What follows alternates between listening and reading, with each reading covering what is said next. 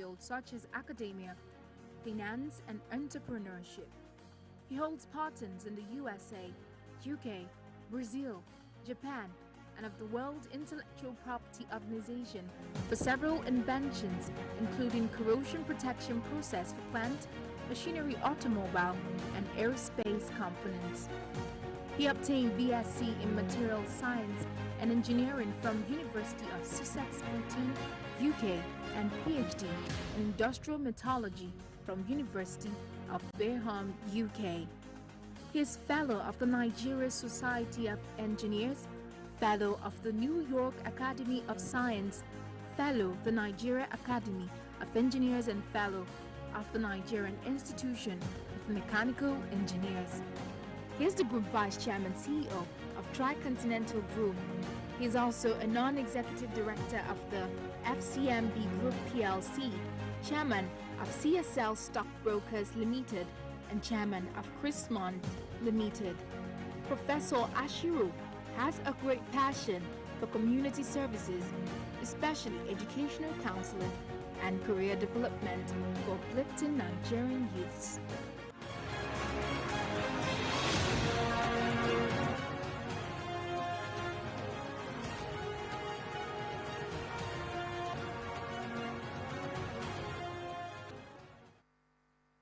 Okay, sir.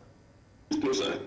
Yes, welcome back, and that was the profile of my guest on today's program, and I'm talking about Professor OLUWATOYIN ASHIRU. Of course, from that profile, you could see, you heard that he has about 40 years career experience that covers diverse fields such as academia, finance, and entrepreneurship.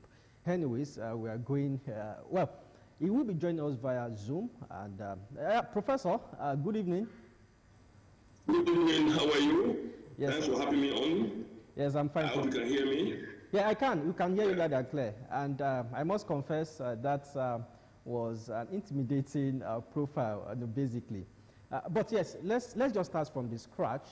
What drew you to engineering?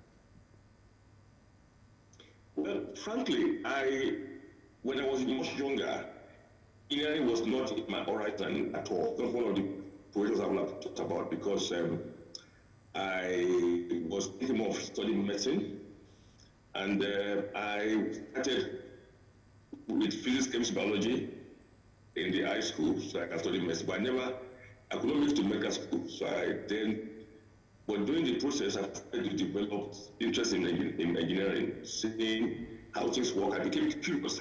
What makes car move? What makes a large body like the aircraft go from the floor and start flying up to the sky and retain itself in the sky for hours and hours? What are the principles behind it?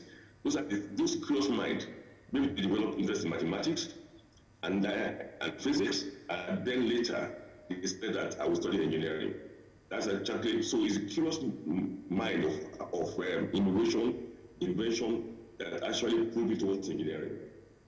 Okay, yeah, thank you, Professor. Well, you obtained BSc in Material Science and Engineering from the University of Sussex, yes, United Kingdom, and PhD in Industrial Metallurgy from University of Birmingham, UK. Of course, that's why I called you earlier a metallurgical engineer. Can you tell us more about, those fields in engineering?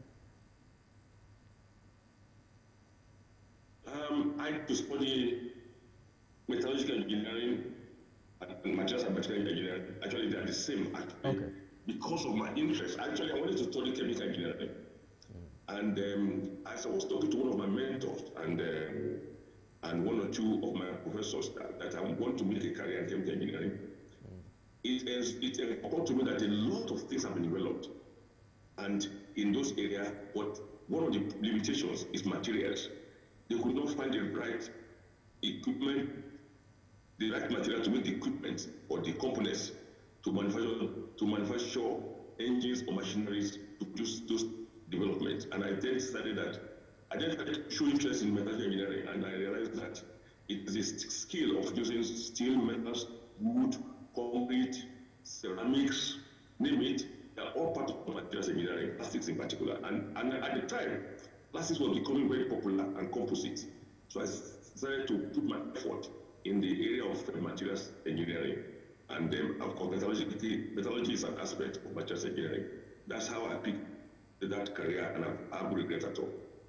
Okay, let's inform the viewer that yes, this is an interactive program, and you could see the phone number on your screen. Why not? If you have any question for a guest on today's program, I'm talking about Professor OLUWATOYIN ASHIRU. And of course, question for the day, a cold cosmic cloud of dust and gas, which is believed to condense and form star, planets, and a satellite, is called, what is it called? Yes, check us up also on Facebook, or you can also send your answers. I can't really hear you very well, please. If you don't mind to increase the volume on those things so I can hear you properly. Okay, Professor, what would be your advice? What would be your advice to that young boy or that young girl watching? As we know that the engineering field, science field is quite broad, and doesn't know which one to choose. What would be your advice? My advice is, first of all, to look at what he really wants from life and to look at his environment, the sort of things that interest him or her. But what I can tell you one thing for sure: if you want to study engineering, you have to develop. You have to have mind of critical analysis, and you have to be good at decision making. And those are the three components that makes a good engineer. In terms of academics, mathematics is very important. There is this fallacy or this false belief that you must be very smart or very intelligent to study mathematics. Not necessarily. If you are very hardworking, you can get by with mathematics. All you have to do is to keep on practicing, and the more problems you fail in solving and you are taught how to solve, the more faster you become in mathematics. That's what I found out. I was not very good in mathematics myself, but by trying to practice more and more, I was able to develop the skill of mathematical analysis, and that is very, very important. And my advice to that young man is that you should study his physics very well. You should try to, you are lucky that everyone these days of internet. You could even start by looking at computer games to develop that critical analytic thinking. You could look at problem solving, which is one of the areas that we develop their mind in engineering. And regarding the profession, in my opinion, there's hardly any field of engineering that's not important. Be petroleum engineering, agricultural engineering, system engineering, computer engineering, civil engineering, structural engineering. Almost all parts of engineering are very important if you study it very well. The important is to develop what your interest lies very well, which is most important, and what your skills and the skills you need to develop them. Thank you. Okay, can you tell us some of the benefits embedded in choosing science or engineering? Just, I know there are diverse benefits, but maybe the major ones, drawing from your experience. The major benefit of engineering is that once you're an engineer and you've gone through the proper training as a proper engineer, number one, you have a very bright future in front of you in terms of career. You can actually branch out and start to practice on your own at some stage after you develop the skill. That is actually, so the chances for an engineer to go unemployed is very slim. You can get self-employed at some stage if you try to develop your skill. The second aspect is, as an engineer, one of the things you need to do is to start looking at corporations, industries that will interest you. And most employers, even away from engineering, even banks, financial institutions, administration, they always like to hire engineers because of their ability to think critically, which is very important for most. So they are well sought after, and that's one of the major aspects of engineering. So I would rather say that it's good to have a broad mind and see what your interest is before you develop in that area. Thank you. So what about scholarship opportunities, Professor? Do we really have enough, in this field? You studied abroad.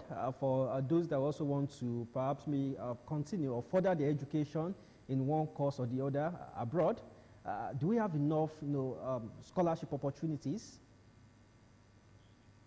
Well, there are opportunities for engineers in almost every industry. there's always need in developing countries like Nigeria for engineers to be gainfully engaged. For example, I've seen a lot of group of young engineers, 10, 20 of them getting together, even 5, 3, 4, form a company and to produce or manufacture things and do those sort of things. Even one area I'm looking at very well now is the agro industry. Engineers are coming together, manufacturing and producing machineries for farming, which makes farming easier and also produce more yield in the farm than the conventional methods that are being used. So those are the things I can advise about. So if I get your question right, what you're asking is what is the what are the what's your question again? Can you tell me? Yeah. I mean, scholarship opportunities, especially for those that want to go into. The opportunities, we can talk about opportunities in many industries: the oil and gas industry, agricultural industry, chemical industries, food and production industries, you name it, constructions, field construction, auto industry. The field where engineers can work are just too diverse, almost anywhere. Even teaching is another aspect where engineers are very, very crucial in teaching to produce new engineers. So there are many opportunities for engineers depending on what you do. The plastic industry is just developing in Nigeria. Engineers are very important, chemical engineers are very important in this industry. And also, there is the power industry now, where we are looking at energy. Most of these industries need both chemical, mechanical, electrical, civil, electronic engineer to work in those industries. So the field of engineering is vast. And it's one industry, it's one profession where people work in multidisciplinary phases.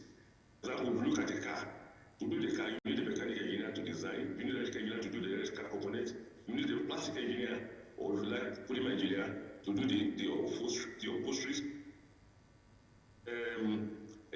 energy experts or electronics, energy experts to look at combustion and what they like, or thermodynamics and what they like. So those are the sort of things we look into. So engineering is a very diverse field. So there's hardly any engineering that you study that you will not be gainfully engaged. That's my feeling about the profession.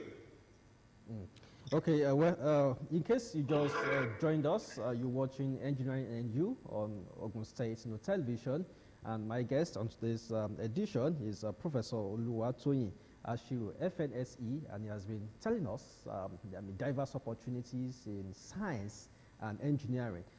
Back to you, Professor.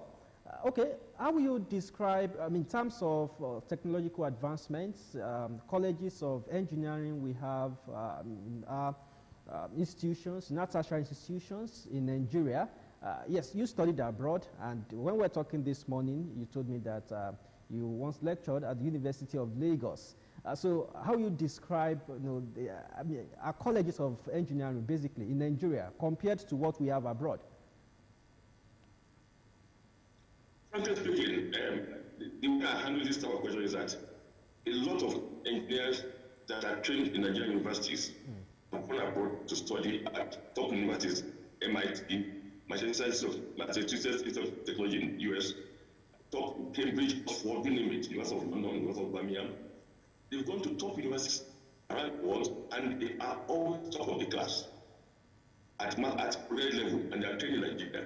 That shows that it's not their education that is faulty, it's not their ability that is not adequate. Okay. It's the system in which they operate that has not made Nigerian engineers to perform to the utmost. I give an example. One of the innovations which were developed in the late 80s was developed in Nigeria through student get at the University of that supervised. Okay. At that time, it was not, we could not really support in the system, the country, to make it move forward. Until I moved to the US in the 90s, and I took the process with me, it was welcomed and was developed, and it's now commercialized and used worldwide.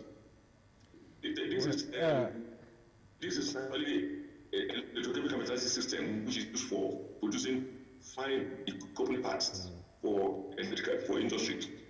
That's an example of how it is difficult within our system, Nigeria, to operate as it is now. We have to encourage inventions, innovations in many ways possible. That is my take on it. Okay, Professor, our time is fast spent, but before I let you go, this last question, and I would definitely want a brief answer. I mean, from your profile, you hold patents in the United States of America, in the UK, Brazil, Japan, and of the World Intellectual Property Organization for several inventions, including corrosion protection processes for plants, machinery, automobile, and aerospace components. Professor, that's quite huge.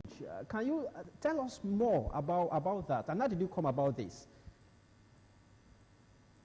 Well, maybe I should just share with you one of the components which I developed was an equipment for detecting cracking in production. If we look at it, we're looking at petroleum is sweet. Sweet means there's no sulfide or sulfur, which creates cracking of the components of steel that is used for manufacturing. But it's very important to detect the cracking in steel production if you have sulfide environment. One of my inventions was a probe which you install in the drill system, and if there's any sign of cracking before it occurs, and you have to waste a whole rig or whatever, you can detect it and change the component of type before that. Which you just mentioned was the coating, which is intrinsic alloy, first of its type, which replaces cadmium, which is known to be carcinogenic. This particular product is used for coating component parts. All it does is to extend the life of components used in manufacturing. Let's say a part after have changed in 2 years, you can use for 20 to 30, 40 years because of this component which are developed, which is coating for protection of industrial components. To make it lighter and also improve efficiency in production processes or in engines. Many thanks, Professor OLUWATOYIN ASHIRU, FNSE. We've hit the home stretch on the program. And yes, thanks for honoring our invitation. I think we've really learned a lot.